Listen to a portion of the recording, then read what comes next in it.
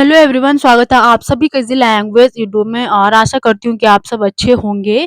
यदि आप मेरे चैनल पर नए हैं तो चैनल को लाइक करें, शेयर करें एंड सब्सक्राइब करें। और आज हम पढ़ने वाले हैं वायुमंडल का वर्गीकरण।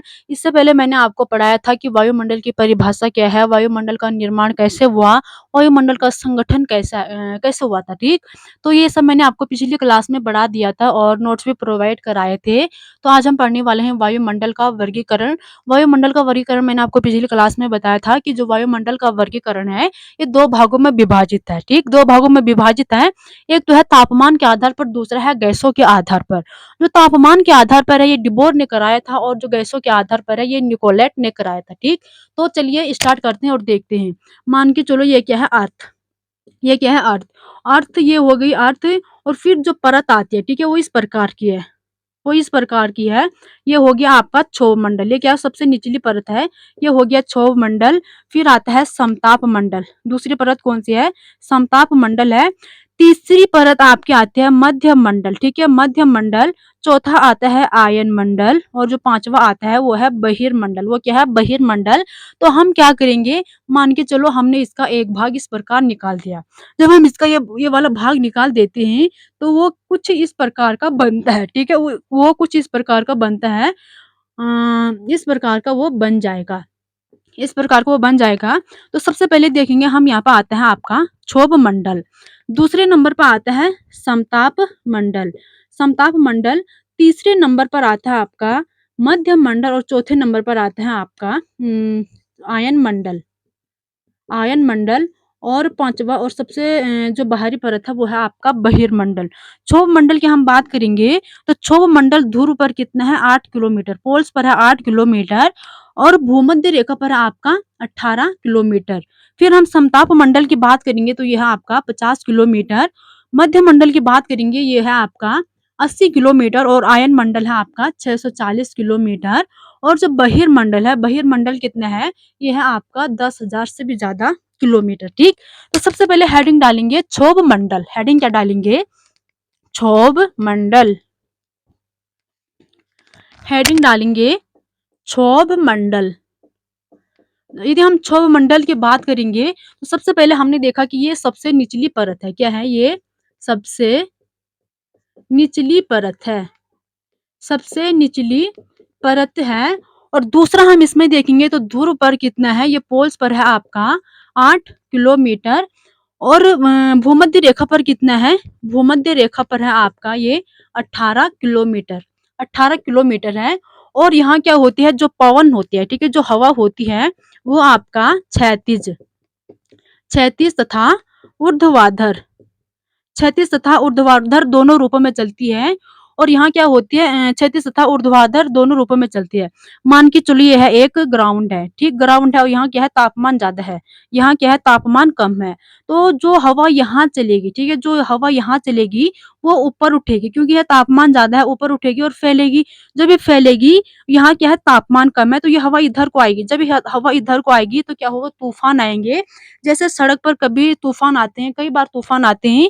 तो जो पेड़ की पत्तियां पुत्तियां सब होती है, धूल धाल सब, मतलब सब उड़ जाता है। ठीक है, उसी को तूफान कहा जाता है।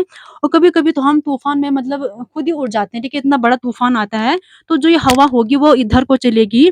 और जो यहाँ की हवा है, ठीक है, जो यहाँ हवा चलेगी वो मतलब सिकुड़ जाएगी क्योंकि यहाँ टेम्परेचर क्या है, कम है, तो ये सिकुड़ जाएगी। और जब हवा यहाँ से इधर को आएगी तो जो ये हवा चलेगी वो इस प्रकार ऊपर को जाएगी। ठीक है, यहाँ की हवा क्या होगी, ऊपर को जाएगी।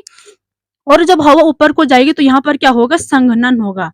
संघनन होगा तो जो यहाँ के मतलब जो वाटर वेपर है, जो वाटर वेपर है वो क्या हो जाएगा, वाटर वेपर ड्रॉप्स में बदल जाएगा। ड्रॉप्स मतलब वर्षा की बूंदों में बदल जाएगा। और बादल होंगे तो बादल होंगे तो फिर क्या होगी, वर्षा होगी। ठीक, तो हम इसमें लिख सकते हैं कि क्षोभ मंडल में सभी मौसमी घटनाएं होती है। क्षोभ मंडल में क्या होता है, सभी मौसमी सभी मौसमी घटनाएं होती है। सभी मौसमी घटनाएं होती है। और दूसरा हम इसमें लिखेंगे कि ऊपर जाने पर, ठीक है, ऊपर जाने पर ऊपर जाने पर क्या होता है, तापमान में जो टेम्परेचर होता है, टेम्परेचर में क्या आती है, कमी आती है। टेम्परेचर में क्या आती है, कमी आती है। जैसे मैंने आपको बताया यहाँ टेम्परेचर कम है और जब ऊपर गया तो ये क्या होगा, वाटर वेपर में बदल गया। तो यहाँ क्या होगा, यहाँ वर्षा की बूंदों में ये बदल जाएगा और यहाँ संघनन होगा और वर्षा होगी, ठीक। तो इसमें क्या होता है, सभी मौसमी घटनाएं होती हैं और ऊपर जाने पर जो टेम्परेचर होता है उसमें कमी आती है, कि इसमें क्षोभ मंडल में। दूसरा हम इसमें देखेंगे कि जब हम पृथ्वी से, ठीक है, जब हम पृथ्वी से ऊपर की ओर जाएँगे, जब हम पृथ्वी से 165 किलोमीटर, 165 मीटर ऊपर जाएँगे, तो जो हमारा तापमान है, ठीक है, जो तापमान है, उसमें 1 डिग्री सेंटीग्रेड में क्या आ जाएगा, कमी आ जाएगी, ठीक है, कमी आ जाएगी और इसी को कहा जाता है सामान्य ह्रास दर, सामान्य ह्रास दर। और इंग्लिश में इसे कहा जाता है आपका normal normal normal less rate.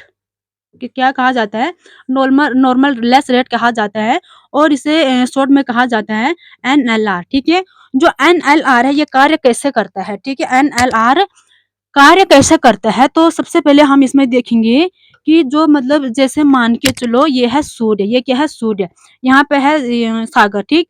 जो सागर है तो यहाँ पर जो सूर्य की किरण है ये मतलब सीधी रेखा में पड़ती है, ठीक है। तो सूर्य की किरणें सीधी रेखा में पड़ती है और यहाँ का जो टेम्परेचर है वो ज्यादा है, वो क्या हो जाएगा, ज्यादा हो जाएगा। और यहाँ पे देखेंगे तो यहाँ पर कुछ पेड़ पौधे हैं, ये जो सागर है यहाँ का टेम्परेचर ज्यादा है तो ये यहाँ पर जलवाष्प छोड़ेगी। और जो पेड़ पौधे हैं, ठीक है, यहाँ का भी टेम्परेचर ज्यादा है तो ये भी जलवाष्प छोड़ेंगे। और जब जलवाष्प छोड़ेंगे तो यहाँ से गर्म हवा जाएगी, गर्म हवा ऊपर को जाएगी और जो वाटर वेपर है वो ड्रॉप्स में बदल जाएगा, बादल बनेंगे और वर्षा होगी। यही किसका कार्य है, यही है आपका एनएलआर का कार्य। दूसरा हम इसमें देखेंगे कि जो क्षोभ मंडल है, तो क्षोभ मंडल की सबसे ऊपरी परत को, ठीक है, क्षोभ मंडल की लिखेंगे इसमें, क्षोभ मंडल की, क्षोभ मंडल की, क्षोभ मंडल की सबसे ऊपरी परत को, सबसे ऊपरी परत को क्या कहा जाता है, तो उसे कहा जाता है क्षोभ सीमा, ठीक है, क्षोभ सीमा कहा जाता है। और जो ये क्षोभ सीमा है ये 18 किलोमीटर ऊपर है, ठीक है, 18 किलोमीटर, जैसे भूमध्य कितना है, 18 किलोमीटर। तो 18 किलोमीटर पर क्या, इसे क्या कहा जाता है, क्षोभ सीमा कहा जाता है। और इस क्षोभ सीमा में पवन चलती है, पवन चलती है। और जो पवन चलती है वो लगभग 350 किलोमीटर से लेकर 650 किलोमीटर की स्पीड से चलती है, ठीक है, कितनी चलती है, 350 किलोमीटर से लेकर 650 किलोमीटर की स्पीड से चलती है। और इन्हीं पवनों को क्या कहा जाता है, इन्हीं पवनों को कहा जाता है जेट धारा पवन, ठीक है, क्या कहा जाता है, जेट धारा पवन कहा जाता है। मैंने आपको बताया था कि सबसे ऊपरी सीमा को क्या कहा जाता है, क्षोभ सीमा कहा जाता है। और क्षोभ सीमा में पवन चलते हैं, उस पवन का नाम है जेट धारा पवन।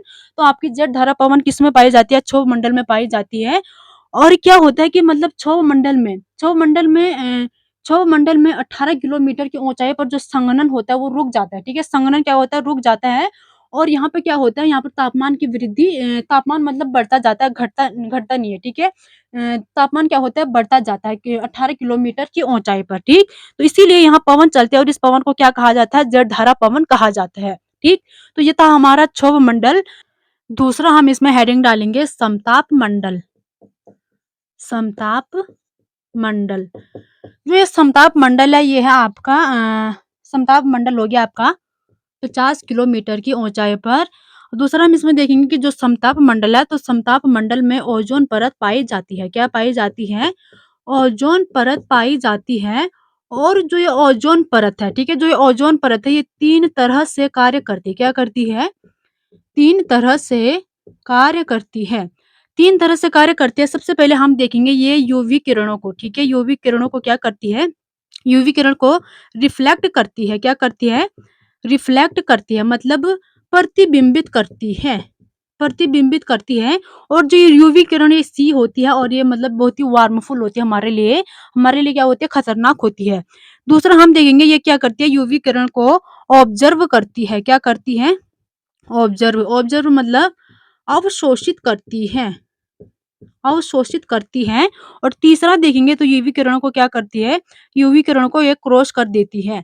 हम इसमें देखेंगे कि जो ये पराबैंगनी किरणों को, ठीक है, यूवी किरणों को क्या कहा जाता है, पराबैंगनी किरण। जब ओजोन परत यूवी किरणों को, पराबैंगनी किरणों को अवशोषित करती है, अवशोषित करती है तो क्या होगा, जो हमारा टेम्परेचर है, टॉप टेम्परेचर में क्या हो जाएगा, वृद्धि हो जाएगी, ठीक है। जैसे मैंने आपको पिछली क्लास में बताया था कि जो कार्बन डाइऑक्साइड है, जब पृथ्वी अपनी ऊष्मा छोड़ती है तो वो क्या करती है, उसे अवशोषित कर लेती है, अपने में समा देती है। तो उसी प्रकार जो ओजोन परत है, ये यूवी पराबैंगनी किरणों को क्या करती है, अपने में समा देती है और वहाँ का जो टेम्परेचर होता है वो बढ़ जाता है, ठीक। जब टेम्परेचर बढ़ेगा, ठीक, ऊंचाई पर जाने पर क्या होगा, ऊंचाई पर जाने पर जब टेम्परेचर बढ़ेगा, जब तापमान बढ़ेगा, ऊंचाई पर जाने पर क्या होता है, तापमान बढ़ जाता है, ऊंचाई पर जाने पर क्या होता है, तापमान बढ़ जाता है। और क्षोभ मंडल में क्या होता है, ऊंचाई पर जाने पर क्या होता है, तापमान में कमी आती है और संघनन की प्रक्रिया होती है। तो यहाँ क्या होगा, ऊंचाई पर जाने पर क्या होगा, तापमान में वृद्धि होगी। और जब तापमान में वृद्धि होगी तो संघनन की प्रक्रिया नहीं होगी, क्या नहीं होगी, संघनन की प्रक्रिया नहीं होगी। जब संघनन की प्रक्रिया नहीं होगी तो बादल बनेंगे, क्या बनेंगे, बादल बनेंगे। और जब संघनन की प्रक्रिया नहीं होगी तो बादल भी नहीं बनेंगे, बादल भी नहीं बनेंगे। जब बादल नहीं बनेंगे तो जो वायुयान होते हैं, ठीक है, वायुयान क्या करते हैं, यहाँ वायुयान चलाना पसंद करते हैं। वायुयान मतलब जैसे हवाई जहाज, हेलीकॉप्टर हो गया, तो ये सब आपके कहाँ चलते हैं, ये सब चलते हैं आपके क्षोभ मंडल में, ठीक।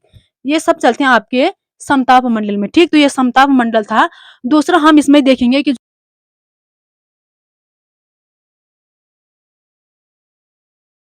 ओजोन परत में एक तो CH4, CFC, CH4, CH4, CHFC, ठीक है, CHFC, ये गैस पाई जाती है। और जो ये गैस होती थी, ये क्या करती है, ये ओजोन का क्षरण करती है, क्या करती है, ओजोन का क्षरण करती है। और इन गैसों को शॉर्ट में कहा गया है, एक तो हीलोन गैस, और दूसरा कहा गया है फ्रियोन गैस, दूसरा क्या कहा गया है, फ्रियोन गैस। और जो ये हीलोन तथा फ्रियोन गैस था, इनके कारण ये क्या करती थी, ये एक तो शीतलक ड्राई स्किनिंग, इनका प्रयोग शीतलक ड्राई स्किनिंग स्प्रे तथा परमाणु संयंत्र परमाणु संयंत्र के लिए इन गैसों का प्रयोग किया जाता है। और जो गैस होती थी, जो ये गैस है, ये लगातार क्या कर रही थी, ओजोन का क्षरण कर रही थी, ओजोन का क्षरण कर रही थी। तो फिर क्या हुआ कि 1884 में, ठीक है, 1885 में वियना सम्मेलन हुआ। 1885 में क्या हुआ, वियना सम्मेलन हुआ। और वियना सम्मेलन में कहा गया कि जो ओजोन है, हमें क्या करना चाहिए, हमें ओजोन का संरक्षण करना चाहिए, संरक्षण ओजोन का संरक्षण करना चाहिए, मतलब ओजोन की रक्षा करनी चाहिए, ठीक है। किसमें कहा गया है, 1885 में जो वियना सम्मेलन हुआ था, तो उसमें कहा गया था कि हमें ओजोन का संरक्षण करना चाहिए। फिर क्या हुआ कि 1887 में 1887 में 1887 में क्या हुआ कि मॉन्ट्रियल, ठीक है, मॉन्ट्रियल प्रोटोकॉल हुआ। क्या हुआ, मॉन्ट्रियल प्रोटोकॉल हुआ। और जो ये मॉन्ट्रियल है, ये है कनाडा का एक शहर है, कनाडा का क्या है, एक शहर है। और इसमें कहा गया है कि तथा फ्रियोन जो हिलोन तथा फ्रियोन गैस है, इन्हें पूरी तरह क्या किया जाए, बैन किया जाए।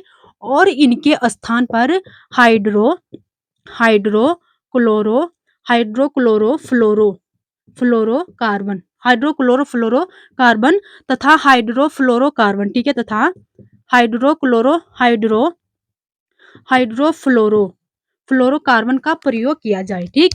जो ये गैस थी, इनके स्थान पर क्या किया जाए, हेलोन तथा फ्रियोन के स्थान पर क्या किया जाए, हाइड्रोक्लोरोफ्लोरोकार्बन तथा हाइड्रोफ्लोरोकार्बन का प्रयोग किया जाए। लेकिन जो ये गैस थी, ये भी क्या कर रही थी, लगातार ग्लोबिंग वार्मिंग कर रही थी, ग्लोबिंग लगातार ग्लोबिंग वार्मिंग कर रही थी।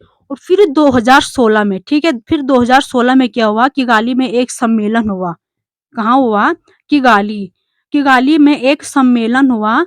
और इसमें कहा गया कि इनके स्थान पर जो आपका हाइड्रोक्लोरोफ्लोरोकार्बन तथा हाइड्रोफ्लोरोकार्बन है, इनके स्थान पर HFO, ठीक है, HFO गैस का प्रयोग किया जाए।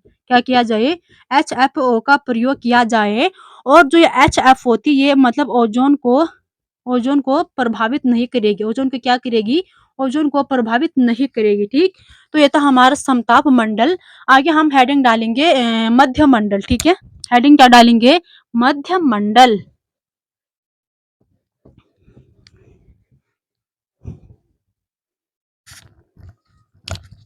हेडिंग डालेंगे मध्य मंडल। जो ये मध्य मंडल है, ये वायुमंडल की क्या है? वायुमंडल की सबसे ठंडी परत है, सबसे ठंडी परत है। वायुमंडल की सबसे ठंडी परत है। दूसरा हम इसमें देखेंगे कि इसमें जब ये वायुमंडल की ठंडी परत है, तो इसमें धूल कण नहीं पाए जाते हैं। जब यहाँ धूल कण नहीं पाए जाते हैं, तो जो सूर्य की किरण है, ठीक है? सूर्य की किरण सीधे आगे चली जाती है। क्या होता है? सीधे आगे बढ़ जाती है, सीधे आगे चली जाती हैं। और ये क्या करते हैं? मध्य मंडल में क्या होता है कि जो उल्का पिंड होते हैं, ठीक है? मध्य मंडल उल्का पिंड से क्या करती है? पृथ्वी की रक्षा करती है। पृथ्वी की रक्षा करती है। उल्का पिंड से क्या करती है? पृथ्वी की रक्षा करती है, क्योंकि जो ये उल्का पिंड होती है बहुत ही मतलब एक उपग्रह एक क्षुद्र ग्रह है। एक क्षुद्र ग्रह है। जब ये मतलब पृथ्वी पर गिरता है तो पृथ्वी पर गड्ढे कराता है, और जब वो गड्ढा होता है, यदि उसमें पानी भरेगा, जब उसमें पानी भरेगा तो उसे उल्का झील कहा जाता है। और जो उल्का पिंड होते हैं, ठीक है? जब ये ऊपर से आते हैं तो मध्य मंडल में जल जाते हैं, ठीक है? मध्य मंडल में जल जाते हैं। तो इसलिए क्या होता है कि जो उल्का पिंड होता है, ये पृथ्वी जो मध्य मंडल होता है, पृथ्वी से उल्का पिंडों से क्या करता है? हमारी रक्षा करता है, ठीक? उल्का पिंडों से क्या करता है? हमारी रक्षा करता है। आगे हम हेडिंग डालेंगे आयन मंडल। हेडिंग क्या डालेंगे? आयन मंडल।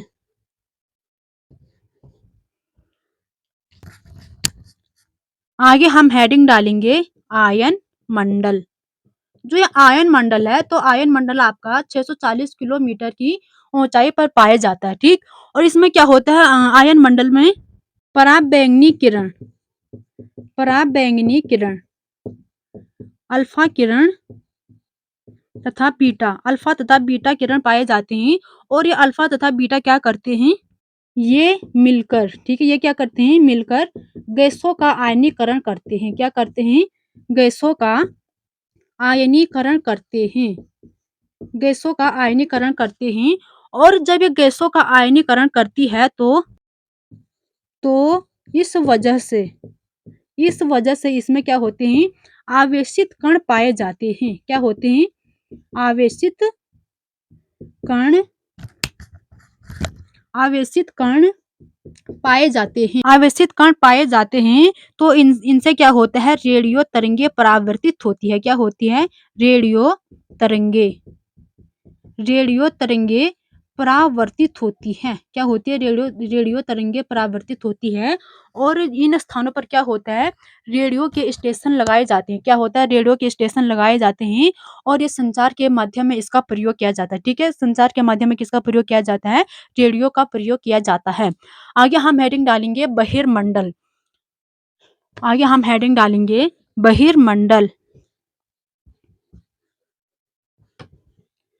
हेडिंग डालेंगे बहिर्मंडल। बहिर्मंडल। एक तो हम इसमें लिखेंगे कि जो बहिर्मंडल है, ये आपका 10,000 किलोमीटर की ऊंचाई पर स्थित है।